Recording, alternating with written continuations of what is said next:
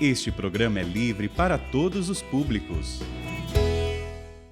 Meus amigos e amigas, estamos aí começando mais um programa Escola da Fé. Pedindo a Deus que nos dê a sua graça, nos dê a sua bênção, para que a gente possa compreender a sua santa palavra. Por quê? Porque nós estamos fazendo um curso bíblico. E um curso bíblico significa estudar a palavra de Deus, certo? Em nome do Pai, do Filho e do Espírito Santo, amém. Convido você para rezar comigo, pedindo a Deus que nos dê a sua graça, a sua bênção. Vinde, Espírito Santo, enchei os corações dos vossos fiéis e acendei neles o fogo do vosso amor. Enviai, Senhor, o teu Santo Espírito, tudo será criado, renovareis a face da terra. Oremos.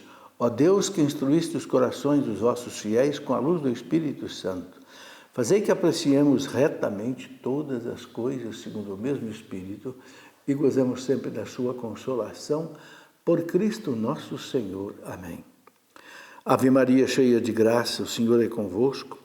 Bendita sois vós entre as mulheres, bendito é o fruto do vosso ventre, Jesus. Santa Maria, Mãe de Deus, rogai por nós, pecadores, agora e na hora de nossa morte. Amém. Glória ao Pai, ao Filho e ao Espírito Santo, como era no princípio, agora e sempre. Amém. São José, rogai por nós. Em nome do Pai, e do Filho e do Espírito Santo. Amém. Meus amigos e amigas, estamos hoje começando o estudo dos 2 livros de Samuel. Na Bíblia tem vários livros que são repetidos. Repetidos assim, o mesmo título, né? Não é que seja a mesma matéria. Então tem os 2 livros de Samuel, tem os 2 livros das crônicas, tem 2 livros dos reis, né? Porque foram composições.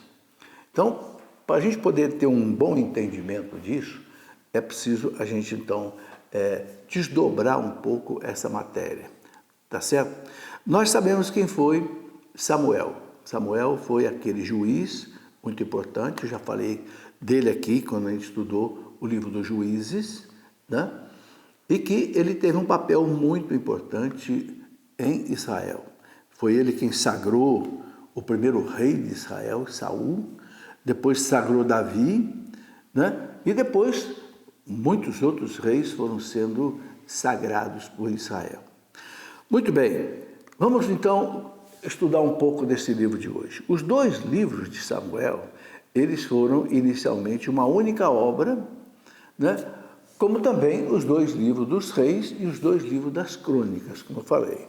Então, são 3 livros que têm aí praticamente uma composição, tá? Eles foram divididos em 2 na tradição grega da Bíblia, hebraica, né? A chamada Septuaginta, e confeccionada em Alexandria, 200 anos antes de Cristo, ok? A gente sabe que 200 anos antes de Cristo, em Alexandria, né, que fica no norte do Egito, né, o rei do Egito mandou trazer lá de Israel 70 sábios judeus para traduzir a Bíblia do hebraico para o grego, porque ali em Alexandria se falava o grego. Alexandria é uma cidade que foi fundada por Alexandre Magno, que era grego, 300 anos antes de Cristo, mais ou menos. Bom, então ali eles traduziram em Alexandria, né, a versão chamada Septuaginta, que é a versão que a igreja sempre seguiu. Depois, no ano 100 depois de Cristo, os judeus modificaram, né, a Bíblia deles, né, mas a igreja continuou seguindo, né, a versão antiga. Bom, os 2 livros que contam a história de Israel, que vai desde a entrada na Palestina, no século XII a.C., até o exílio da Babilônia, século VI a.C. Então veja que nós temos aí uma longa história narrada por esses livros, né? Primeiro nós temos aí, né, 12 séculos antes de Cristo, ou seja, 1.200 anos antes de Cristo, até o exílio da Babilônia, que vai mais ou menos no ano 600. Então, praticamente, nós temos aí 600 anos de história do povo judeu. Começa lá, né, com a entrada de Israel na Terra Santa e vai até o exílio da Babilônia. Bom, não se sabe quem foi o autor do livro. Certamente não foi Samuel, alguém que escreveu em nome de Samuel. E a sua redação final deve ser posterior ao ano 622 a.C. É mais ou menos o que os especialistas conseguem identificar, certo? Bom, o autor, ele serviu-se das tradições orais que se estenderam desde a época dos juízes, como eu falei, né, 1.200 anos antes de Cristo, até a época do rei Davi, mais ou menos 1.000 anos depois de Cristo. E conta a crise da realeza de Israel, né, quando as 10 tribos do norte se separaram das tribos do sul, né, e o estabelecimento da dinastia sagrada de Davi. Então, o livro conta tudo isso daí, certo?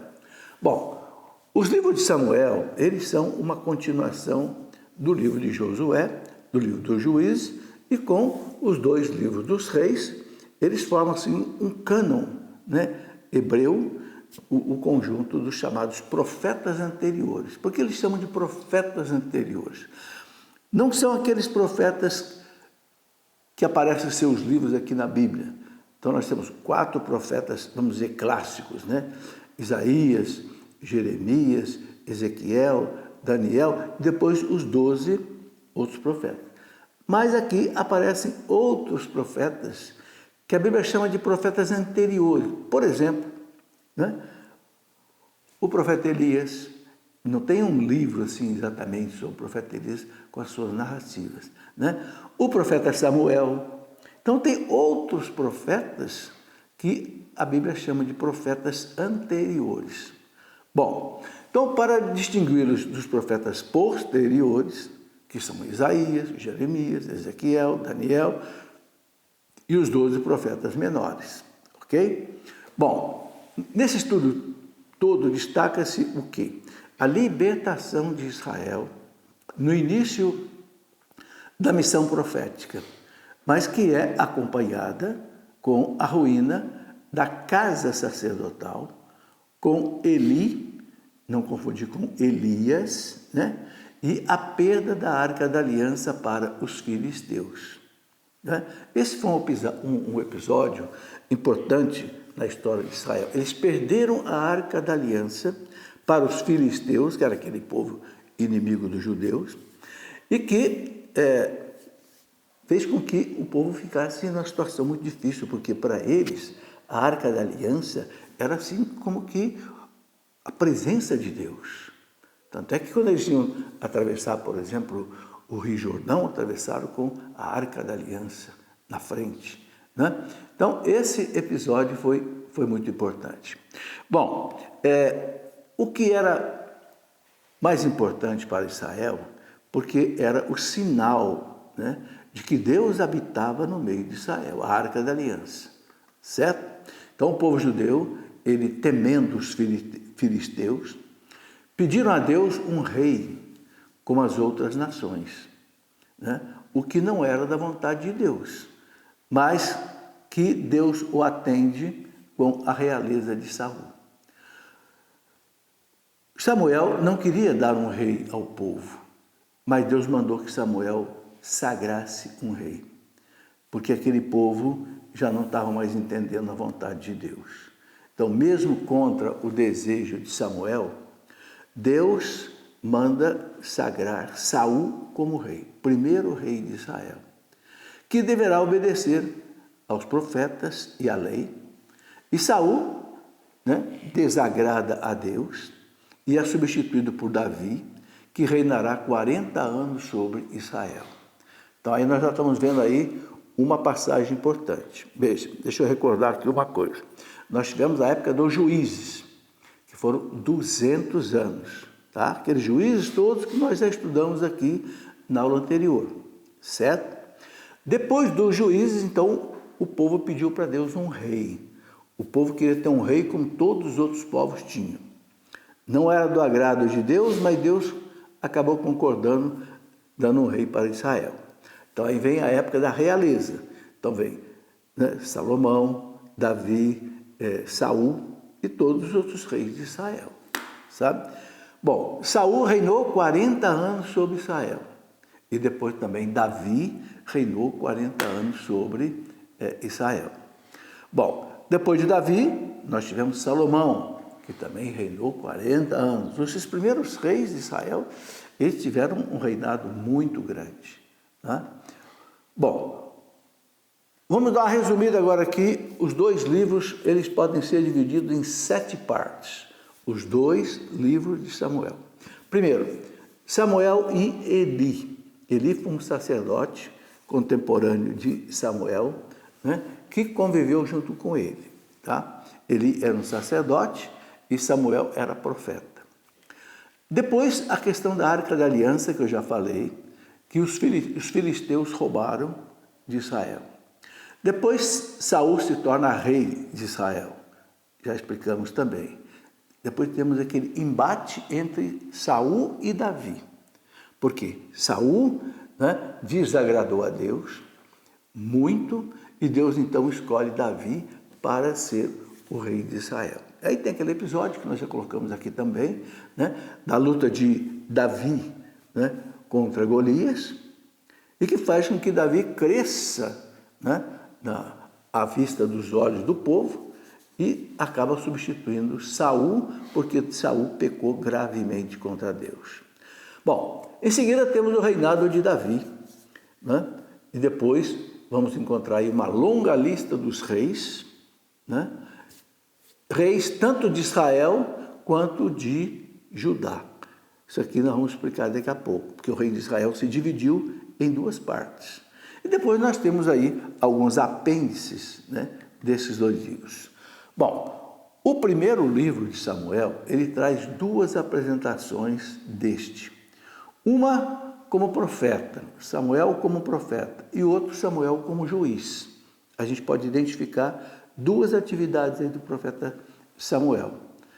Ao mesmo tempo ele é um profeta, ao mesmo tempo que ele é um juiz. Mas eu já falei aqui que ele é daqueles profetas anteriores, que não tem um livro da Bíblia só sobre ele, certo? Bom, os 2 livros apresentam o tipo de monarquia a partir de Davi, como sistema de governo querido por Deus para o seu povo. Ok. Então Deus coloca aí, né, o sistema de monarquia. Mostra como modelo de rei Davi, que apesar das suas limitações pessoais e até dos seus pecados, né, mas foi sempre favorecido por Deus e se manteve fiel aos seus desígnios, sabendo humilhar-se, pedir perdão quando pecou gravemente. A gente sabe que Davi, né, aqui na Bíblia nós temos o Salmo 50, o Salmo chamado Miserere, né, quando Davi cometeu aquele pecado grave, né, que aquele adultério, né, com uma mulher chamada Betsabeia, que Davi mandou, inclusive, que colocasse o seu marido na frente de batalha para que ele morresse, né? Um pecado gravíssimo. E Davi ficou com ela como esposa. Bom, Deus mandou um castigo para Davi. Deus tinha que corrigir Davi, porque o pecado foi muito grave. Então, o primeiro filho de Davi, com Betsabeia, morreu, né? E depois Davi teve com ela Salomão, né? Foi outro episódio importante aí da vida de Davi. E o livro vai desdobrando aí outros acontecimentos. Os livros mostram o sentido religioso da história e da ação de Deus, dos reis representantes de Deus e também profetas que interferem na história. Importante entender nesses livros do Antigo Testamento é o seguinte: Deus ele vai conduzindo o seu povo. E ele vai conduzindo o seu povo através do quê? Através dos seus representantes. Então tem os profetas, tem os reis, né? E outras pessoas que vão guiando o povo de Deus. para que esse povo chegue onde Deus quer, ou seja, chegue até Jesus Cristo. E destaca a aliança gratuita de Deus com o povo como promessas e esperança. Então, há uma aliança de Deus gratuita, né? Deus tolerando os pecados do povo, Deus corrigindo esse povo, mas mantendo uma promessa de esperança. Por quê? Porque desse povo ia nascer o Salvador. E revela a importância da monarquia divina, né? A cidade santa de Jerusalém, a morada de Deus, se torna então para eles assim um centro, né, de peregrinação, um centro de estudo, e tanto é que isso foi até que, podemos dizer, acabasse o povo judeu, né? Quando aconteceu no ano 70 depois de Cristo, em que o Império Romano dissolveu tudo, né? Destruiu o templo, mais de 1 milhão de judeus foram mortos naquela rebelião do ano 70 depois de Cristo, mais ou menos aí 40 anos depois de Cristo. Jesus já tinha dito, né? Não vai ficar pedra sobre pedra, né? É um verdadeiro castigo, né, que Deus mandou, e até hoje, vejam, até hoje, já tem 2000 anos, eles não conseguiram mais reconstruir aquele templo.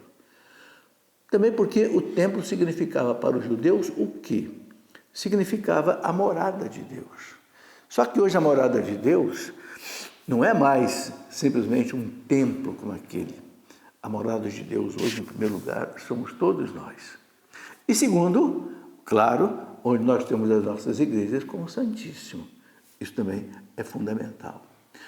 Muitos padres da igreja, né, como Santo Hipólito de Moraes, Santo Ambrósio, São João Crisóstomo, doutores da igreja, eles viram em Davi uma figura de Jesus Cristo. Por quê? Porque a sua vitória sobre Golias é sinal da vitória de todo homem contra o mal. Certo? Não é porque Davi pecou, Davi errou, não quer dizer que Davi é Jesus Cristo, não. É um sinal. Assim como Davi, ele conseguiu reunir todo o povo de Deus, então Cristo também reuniu todo o povo de Deus. Este é o sinal que Deus deixou. Tá aí, vamos para o nosso intervalo e já voltaremos.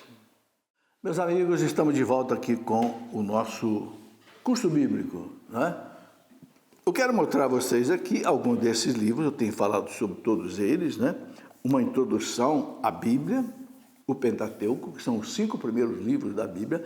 Como é que você entende a Bíblia? Não é fácil entender a Bíblia, sobretudo o Antigo Testamento. Então, eu coloco aqui uma introdução à Bíblia e depois eu coloco os 5 primeiros livros da Bíblia, né? Gênesis, importantíssimo, né? E todos os outros, né? Gênesis, Êxodo, Número, Levítico, Deuteronômio. Depois nós vamos ter os livros históricos que nós estamos estudando agora, né? Os livros históricos contam a história de Israel, né?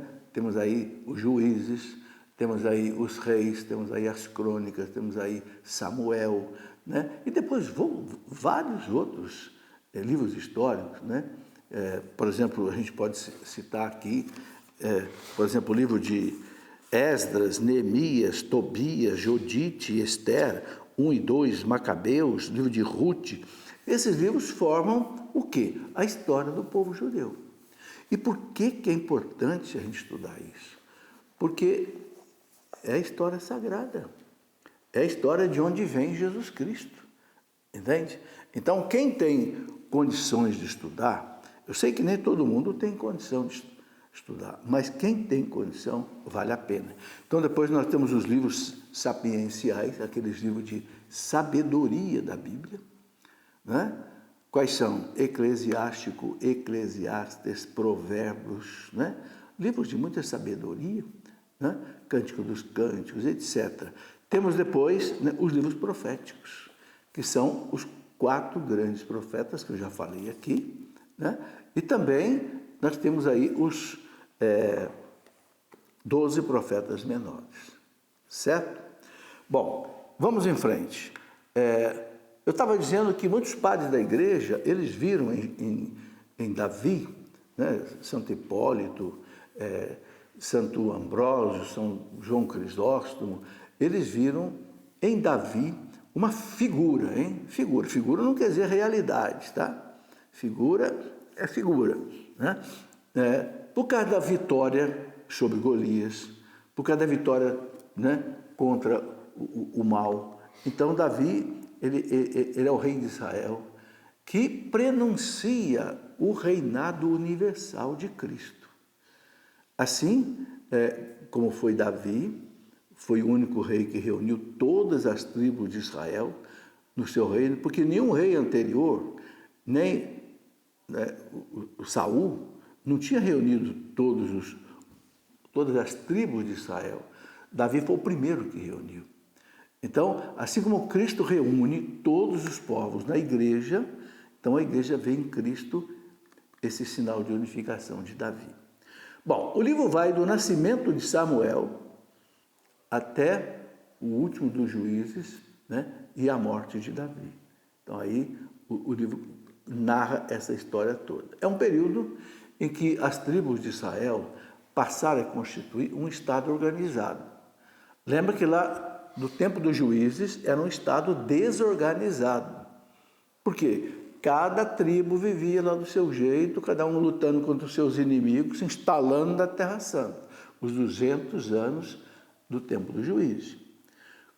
Agora, com uma monarquia hereditária e única, segundo o modelo dos reis da época, então vai começar um novo tempo para Israel. O primeiro livro de Samuel começa contando a história de Samuel, que foi eleito pelo povo durante a decadência política de Israel. O povo estava precisando de um homem forte, um profeta forte, um juiz forte, então Samuel foi eleito. Ele era juiz e ao mesmo tempo um grande profeta, como já coloquei aqui, incumbido por Deus para o quê? Sagrar Saul como rei de Israel. Longe, portanto, de encontrarmos assim o canto de Ana, por exemplo, que é mãe de Samuel, que era estéril, né? É interessante, Ana, ela reza diante do sacerdote Eli, não confundir com Elias, que a princípio acreditou que ela estava embriagada. Essa passagem é muito bonita, né? Nós encontramos aí, logo no início, né, o canto de Ana. Esse canto de Ana tem algo a ver um pouco com Magnífica. Mãe de Samuel, era estéril, né? Mas reza diante do sacerdote Eli, que até achou que ela estava embriagada, né? Mas ela diz, não, meu Senhor, eu estou aqui chorando as minhas dores, porque eu não tenho filho. E para uma mulher em Israel, não ter um filho era uma desgraça muito grande. Então ela prometeu, na presença de Eli, o sacerdote, que se Deus desse a ela um filho, esse filho seria consagrado. E realmente foi consagrado Samuel, né? Então Samuel será o filho concedido a ela, que era estéril, como também era Isaque, como também era a mãe de Sansão, como também era a mãe de João Batista. Olha que coisa interessante, gente. Muitas pessoas importantes na Bíblia eram filhos de mulheres estéreis. Já perceberam isso? Olha, Isaque, de Abraão. Sansão, também a mãe era estéril. João Batista, né? Também Santa Ana era estéril. Nasceram de mães estéreis. O que a gente pode inferir disso aí? Essas mulheres pediram a Deus muito um filho. E elas todas consagraram seus filhos a Deus. Então Deus concede um filho, mas com uma vocação de servir ao povo de Deus. Isso é muito interessante na história do povo judeu. Então o menino foi consagrado a Deus, Samuel, para o serviço do seu santuário. Os cabelos longos serão um sinal da sua consagração, né? Como foi, por exemplo, o caso também de Sansão, né?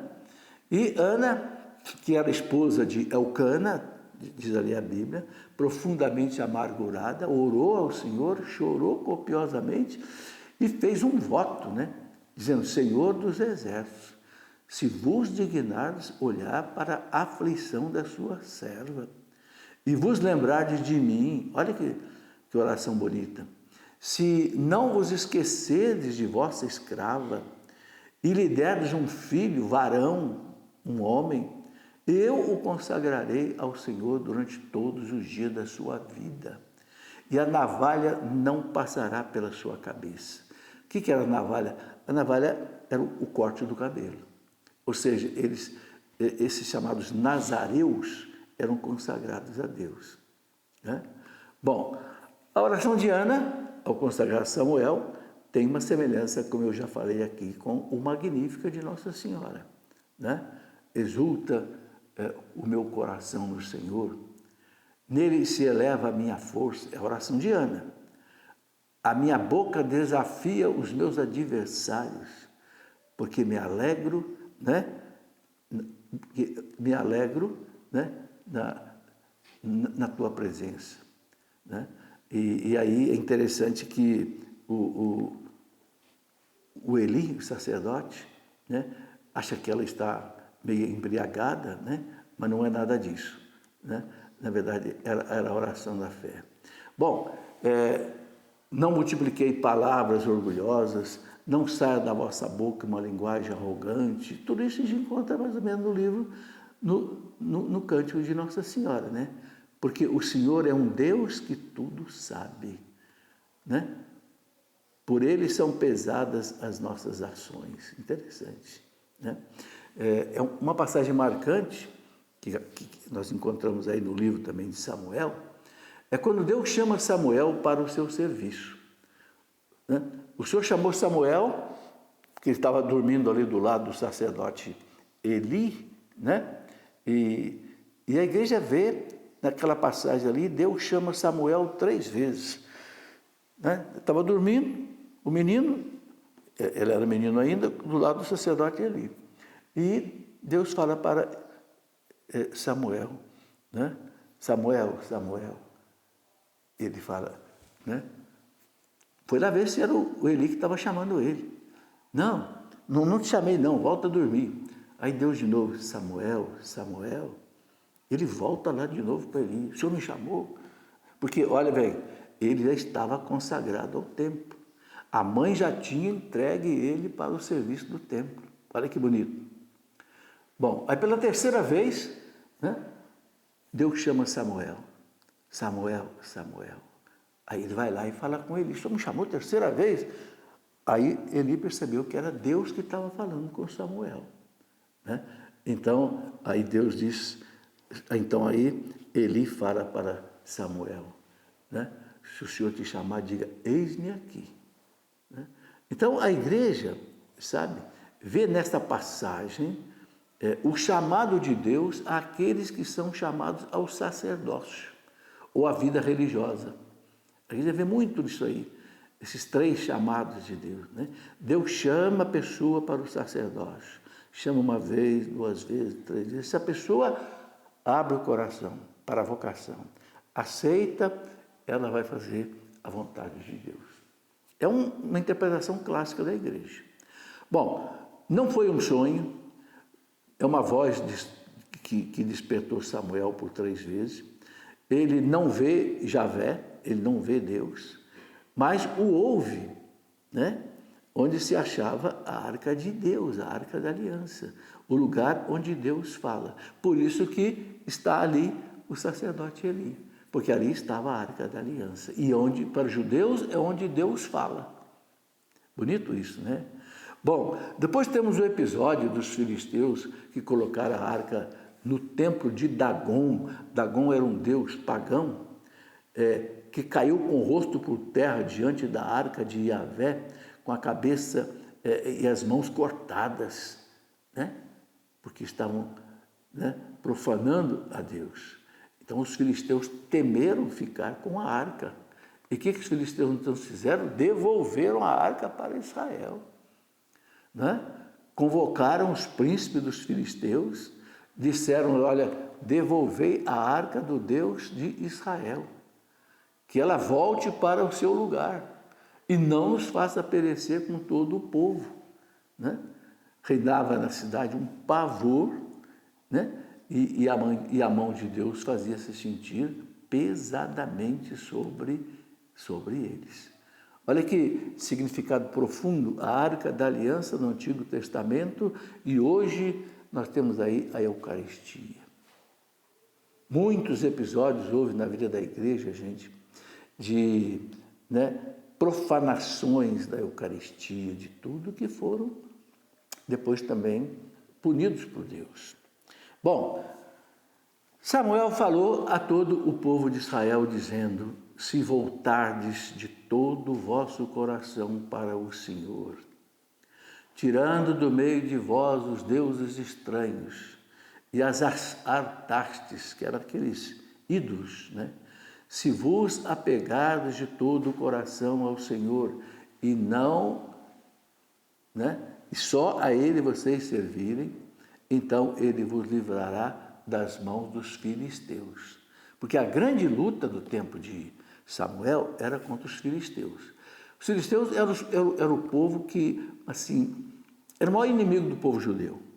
Né? Então, o que Deus coloca? Se vocês amarem a Deus, se vocês viverem os seus mandamentos, Deus vai proteger. Aí Samuel já não é mais uma criança, aí Samuel já é agora um profeta atuando. Né? Então os israelitas afastaram os Baals, os deuses falsos, as Artastes, né? E serviram só ao Senhor. Está escrito lá no livro de Samuel, capítulo 7. Né? Samuel foi juiz em Israel durante toda a sua vida, né? E o povo pediu um rei. Samuel então concede um rei, já falei, Saul, ao povo contra a sua vontade. Bom, eu estou aqui desdobrando um pouco, que já falei, porque só para a gente fixar um pouco mais. Tá? No primeiro livro de Samuel, capítulo 9, a gente conta o seguinte: o Senhor tinha revelado a Samuel, né, amanhã, a esta mesma hora, te mandarei um homem da terra de Benjamim, e tu o ungirás para chefe do meu povo de Israel, para que ele livre o povo das mãos dos filisteus. Quem era esse que Deus está mandando? Vai ser o rei Davi. Bom, então, continuando aí nessa reflexão, né, reservando aí para si, né, os despojos de guerra contra as vontades de Deus, etc. Bom, Samuel apresentou a Saul o motivo da sua culpa. Como eu já falei, Saul desagradou muito a Deus. A desobediência a Deus para agradar ao povo, o que faz ser rejeitado por Javé. A obediência, é bonita essa frase que aparece aí no livro, né? A obediência é melhor que o sacrifício, e a submissão vale mais que a gordura dos carneiros. Já lá no Antigo Testamento, a obediência é melhor que o sacrifício, e a submissão vale mais que a gordura dos carneiros. Ou seja, Saul estava desobedecendo a Deus. Por isso Deus tira o reinado de Saul e entrega para Davi. A rebelião é tão culpável quanto a superstição, diz o livro de Samuel. A rebelião é tão culpável quanto a superstição. A desobediência é como o pecado da idolatria.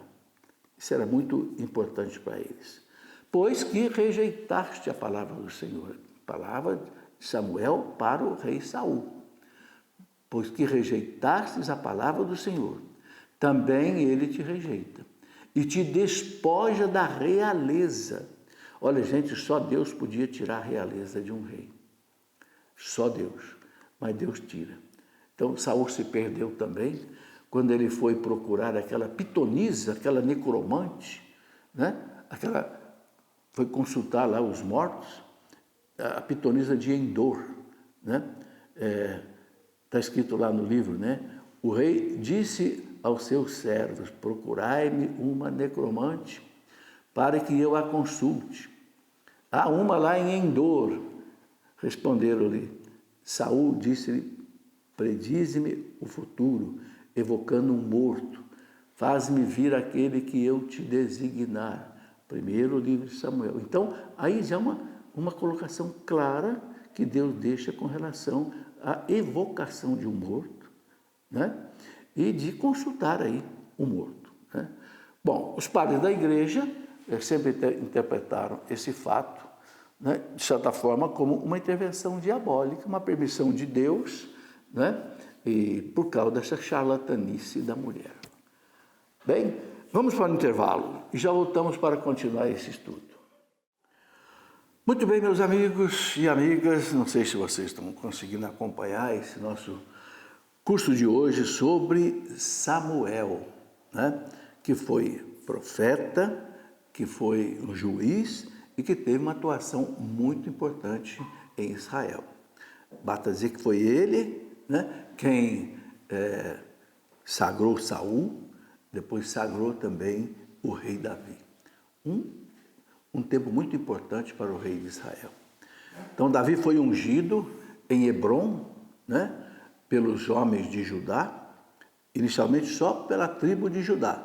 Depois, pelos anciãos de Israel, tendo sido rejeitado por Deus e abandonado por Samuel. Saul, então, teve uma série de crises de loucura e tal. Bom, mas a partir daí, Davi se torna o preferido do povo e até as próprias mulheres, né? O que causa um certo ciúme a Davi, né? Bom, e aí Saul passa a perseguir Davi. Interessante que Davi se casou com a filha de Saul, né? Micol, né? E enquanto Davi continua a respeitá-lo religiosamente como o ungido do Senhor. É muito interessante isso. Davi teve várias oportunidades para matar Saul, que o perseguia pesadamente. Mas, impressionante, Davi, ele dizia, não posso tocar no ungido do Senhor. Gente, isso para nós é algo muito importante, né? Muito importante. Por inveja, Saul tentou 2 vezes contra a vida de Davi, né? Inclusive Jonatas, que era filho de Saul, era amigo de Davi, salvou a vida de Davi várias vezes, né?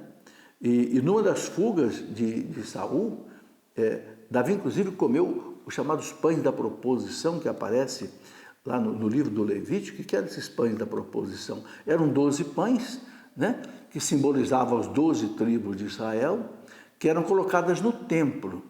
E esses 12 pães, eles eram trocados assim, de tempo em tempo. Eles simbolizavam, diante da Arca da Aliança, as 12 tribos de Israel, né?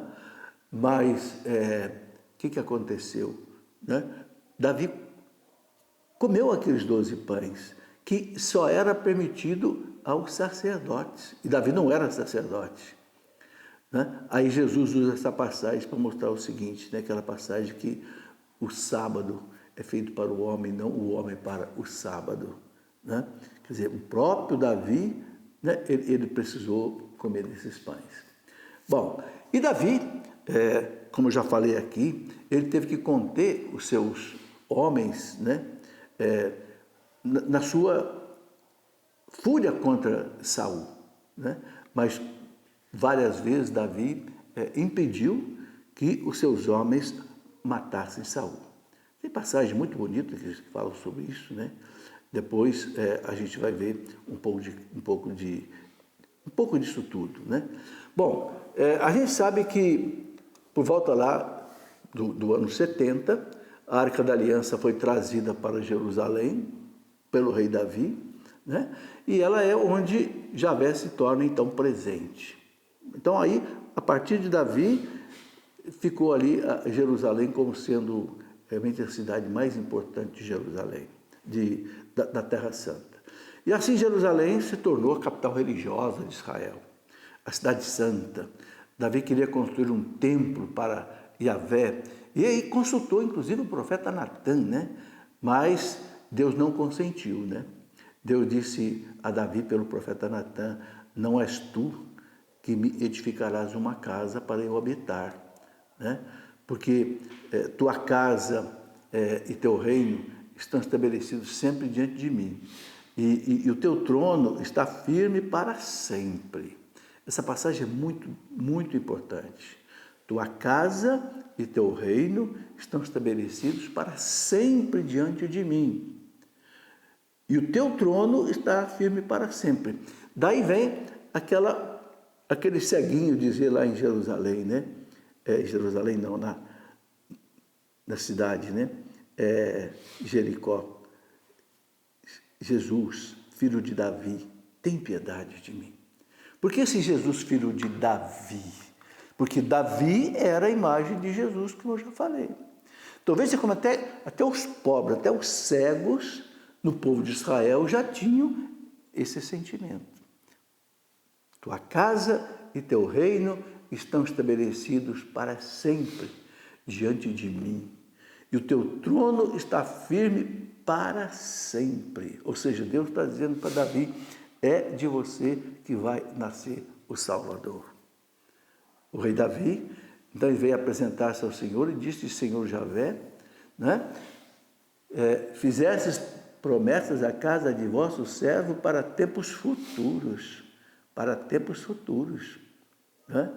Bom, depois mesmo com aquele adultério que houve lá de Betsabeia, né? E que Deus incumbiu o profeta Natã para corrigir Davi, né? Mas Davi se arrepende, como eu já falei aqui, no Salmo 50, né? E todo aquele episódio que nós já colocamos. Né? Davi, o filho de Davi com Betsabeia, ele morre por causa do pecado de Davi, né? E depois o Senhor perdoa Davi, mas Davi perde o seu filho.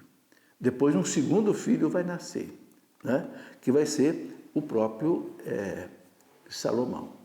Bom, depois Davi teve um filho que também era vaidoso, exibicionista, se levantou contra o seu pai Davi. Interessante isso.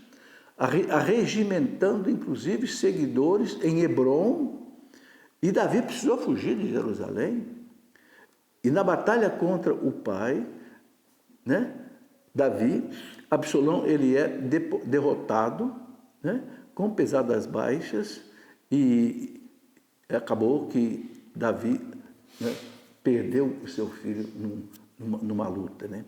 E os seguidores de Absalão morto voltam então para o norte, e todo o Judá passa agora a ser uma parte de Israel, que estão agora com Davi.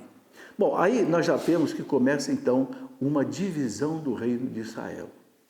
Né? A volta de Davi a Jerusalém não acaba com a divisão entre Davi e Absalão, né? Entre o norte e o sul, que depois vai se concretizar, e que explodirá com o filho de Salomão, que se chama Roboão, né?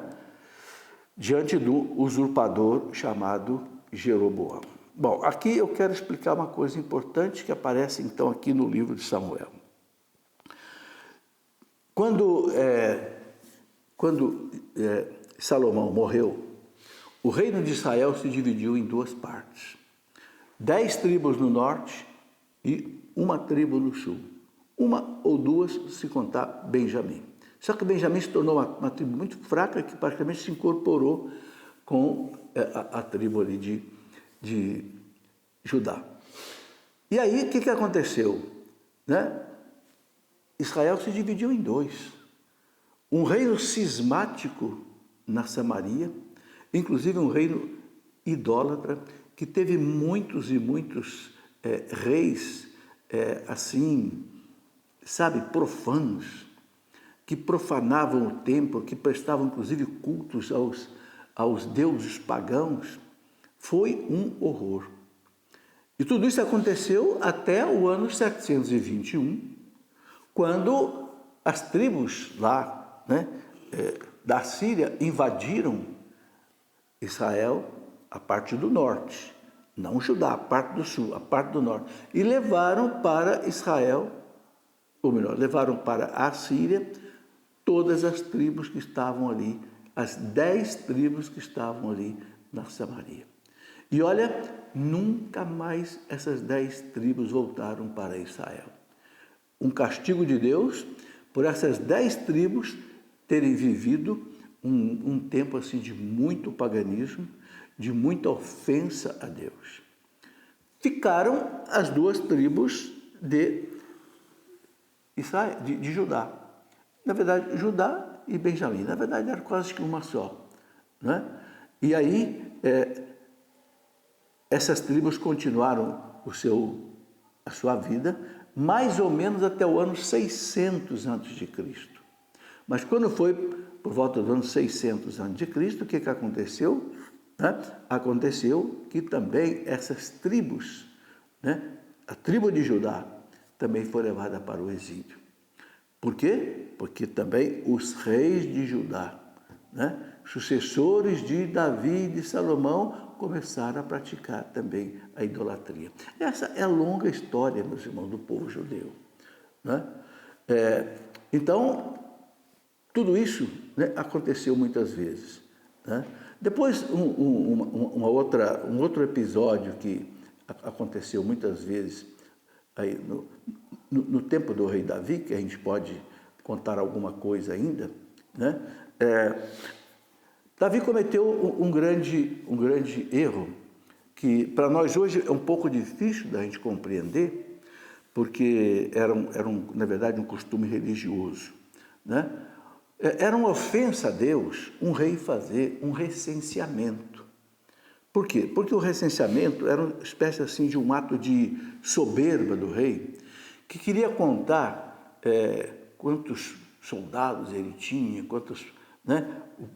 quantas riquezas ele tinha e coisas desse tipo. Né? Bom, então, uma outra vez, Deus vai ter que punir o rei Davi, porque o Davi praticou esse recenseamento e ele sabia que ele estava errado.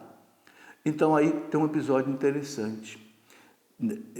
Davi, né, ele diz assim: cometi um grande pecado fazendo isso, mas agora apagai, ó Senhor, a culpa de vosso servo, porque eu procedi neciamente. Então aí, interessante, né? Deus propõe para Davi 3 tipos de castigo: 7 anos de fome, ou que você fuja durante 3 meses diante dos seus inimigos, que te perseguirão, ou que a peste assole a tua terra durante 3 dias. Olha, uma coisa pesada, né? Deus deu para Davi 3 oportunidades. Vou repetir. Você vai escolher 7 anos de fome, não é fácil, né? Ou então você vai fugir durante 3 meses dos seus inimigos, que te perseguirão, ou então a peste vai assolar a tua terra durante 3 dias. Bom, gente, isso mostra o que para nós? Como é pesado diante de Deus o pecado dos governantes. Porque o governante, ele exerce uma autoridade que vem de Deus. E se ele exerce uma autoridade que vem de Deus, ele tem que cuidar dessa autoridade com muito carinho. Ele não pode errar. Aí a gente pode entender, né, a situação política que existe no mundo. Né? Se os nossos governantes, né, fossem pessoas assim honestas, né, que amassem a Deus, amassem o povo, não haveria tanta desgraça. Por quê? A gente se lembra daquela passagem de São Pedro, que diz que toda autoridade vem de Deus. O próprio Jesus falou para Pilatos, né? Pilatos, você não teria autoridade diante de mim se não te fosse dado do alto. Olha só. Então, eu quero deixar aqui essa reflexão, sabe? Então, estamos estudando aqui os reis de Israel, Davi, Salomão, todo esse povo aí, tem uma responsabilidade diante de Deus. Muitas vezes o pessoal quer o poder, quer o poder, quer o poder pelo poder, mas você vai ser chamado diante de Deus, para depois prestar conta desse poder. Bom, continuando aqui, né? Então, quando Davi se colocou diante de Deus e viu o pecado que ele cometeu, do recenseamento que ele tinha feito. Então ele fala para Deus o seguinte: é melhor cair nas mãos do Senhor, cuja misericórdia é grande, do que cair na mão dos homens. Bonito isso também, né? O Davi era impressionante, né? Eu comparo um pouco o Davi com Pedro, né? Pedro é aquele homem afoito que negou Jesus 3 vezes, mas que de repente ele volta, né? E morre crucificado por amor a Jesus. São esses homens assim, meio sanguíneos, né? Que por Deus eles vão lá, mas acabam se convertendo, né? E Davi escolheu então a peste. Daquelas 3 coisas que Deus propôs para Davi, Davi escolheu a peste. Vejam, gente, a justiça de Deus se faz ouvir. Claro que essa justiça é lá do Antigo Testamento. Mas será que hoje também nós não temos que pensar sobre isso? Né? Davi arrependeu, né? Decidiu edificar um altar onde seria construído o futuro templo de Jerusalém. Né? E aí continuou toda a história de Israel. Sabe, eu deixo aqui para a gente fazer uma reflexão. Né? Sabe, gente, todas as pessoas que recebem algum poder diante de Deus vão ter que prestar conta a Deus. Né? E não é só quem recebe poder, né? Todos nós. Né? A vida é um dom de Deus, que Deus coloca para nós usar bem, né? Não desperdiçar, não fazer mal às pessoas. Né? Se Deus corrigiu Davi 3 vezes, pelo menos 3 vezes, eu acho que até mais, foi para que Davi se mantivesse um rei que pudesse cumprir o seu papel na história. E Davi cumpriu. Mesmo com as ofensas que ele fez a Deus, ele cumpriu o seu papel na história. Né? Depois dele veio Salomão. A gente sabe que Salomão, infelizmente, não teve um reinado muito bom, né? Porque Salomão, no final da sua vida, acabou se pervertendo, porque Salomão acabou, né, entregando-se nas mãos de muitas mulheres que eram pagãs, né? Mulheres até dos filisteus, dos amorreus, e tudo isso fez com que também Salomão tivesse um fim não muito bom. Bom, mas isso aí nós vamos deixar por conta de Deus. Está aí, o livro de Samuel 1 e 2, para você ter essa visão, né, assim, panorâmica da coisa, tá bem? Quero pedir aos nossos sacerdotes, diáconos, que encerrem essa nossa aula, né, com a bênção de Deus. Em nome do Pai, do Filho e do Espírito Santo. Amém.